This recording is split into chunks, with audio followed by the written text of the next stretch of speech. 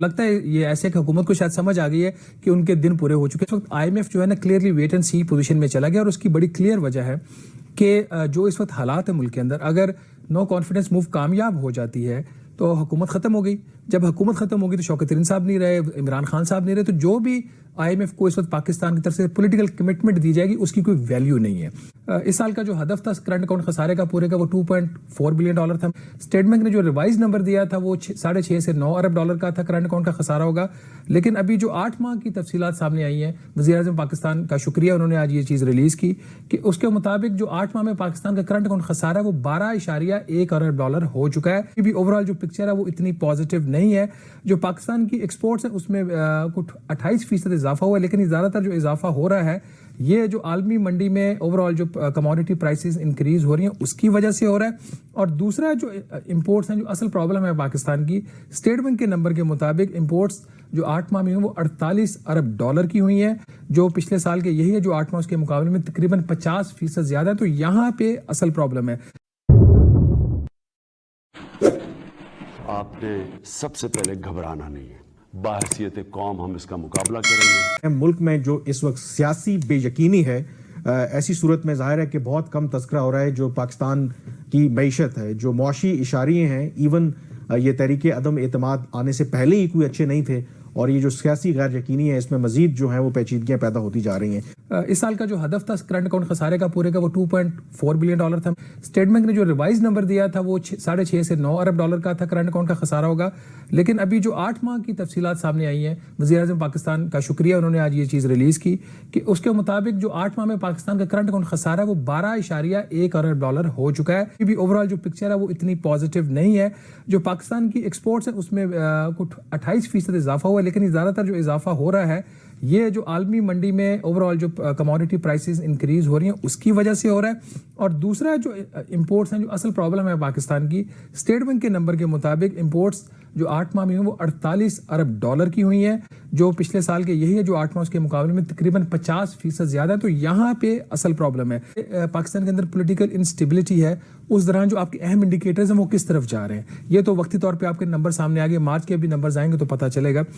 मैंने 2-3 indicators pick किए हैं कि हुकूमत जो कर्जा लेती है बैंकों से, उसके ऊपर शरह सूद, जब PTI के खिलाफ नो कॉन्फिडेंस मूव आई है अपोजिशन की, उससे पहले क्या थी, आज क्या है। हालांकि स्टेट बैंक ने शरह सूद में कोई इजाफा नहीं किया। 8 मार्च को नो कॉन्फिडेंस मूव इन्होंने वो अनाउंस की थी, और 7 मार्च को जो हमारा इंटरेस्ट रेट था वफाकी हुकूमत ने जो कर्जा लिया था अब 10.4% के ऊपर, 3 माह का मैं रेट दे रहा हूँ, 3 माह का कर्जा 10.4% के ऊपर हुकूमत ने लिया। जो 9 मार्च को लास्ट इसकी ऑक्शन हुई है उसका जो रेट हो गया वो 11.45% के पिछले तकरीबन, ये आप देख लें कितना अरसा हुआ है, ये 2 हफ्ते भी नहीं हुए अभी। 2 हफ्तों के से कम अरसे में जो हुकूमत की बोरोइंग कॉस्ट है वो तकरीबन बढ़ गई है 1% से भी ज्यादा, और इसका डायरेक्ट इम्पैक्ट आता है आपके बजट के ऊपर। बजट का खसारा बढ़ता है, आपको आपकी जो डेट सर्विसिंग कॉस्ट है वो बढ़ती है। स्टॉक मार्केट जो थी उस वक्त वो तकरीबन 43,267 पॉइंट्स के ऊपर थी, ये फिर थोड़ी सी बढ़ी। जुमे को इसमें 777 पॉइंट की कमी हुई है, और उसके बाद ये कोई तकरीबन 43,000 के ऊपर आएगी। असल चीज दूसरी है, आपका डॉलर का जो रेट है, जो रुपए डॉलर की जो पैरिटी थी वो तकरीबन 178 रुपए का 1 डॉलर मिलता था। इंटर बैंक में जो फ्राइडे को क्लोज हुआ है वो अब 180 रुपए 75 पैसे। और मुझे मेरे एक दोस्त आज बता रहे थे, उन्होंने कल अपनी फैमिली उनकी कहीं बार विजिट करना था, तो उन्होंने जो ओपन मार्केट से डॉलर खरीदा वो 184 रुपए का खरीदा।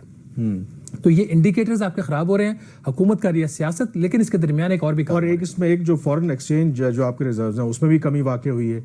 अब इसके अंदर जो हुकूमत आप कह रहे हैं कि जो सियासत कर रही है, एक जो और सिचुएशन जो मजीद कॉम्प्लिकेटेड हो सकती है कि ज़ाहिर है कि लगता ही है कि शायद IMF को भी कहीं ना कहीं ज़ाहिर है कि वो डिस्कनेक्ट तो नहीं होते जो आपकी डोमेस्टिक पॉलिटिकल सिचुएशन है, तो उसमें भी कोई खातिर खा लगता है कि प्रोग्रेस नहीं हो रही। लगता ही है कि गवर्नमेंट भी और IMF भी वेट एंड सी वाली पॉलिसी है कि क्या गवर्नमेंट सर्वाइव करती है या नहीं करती, तो फिर बाद में देखा जाएगा कि IMF का प्रोग्राम, जो IMF का ओरिजिनल शेड्यूल था उसके मुताबिक तो ये मुज़ाकरात 11 मार्च को ख़त्म हो जाने चाहिए थे।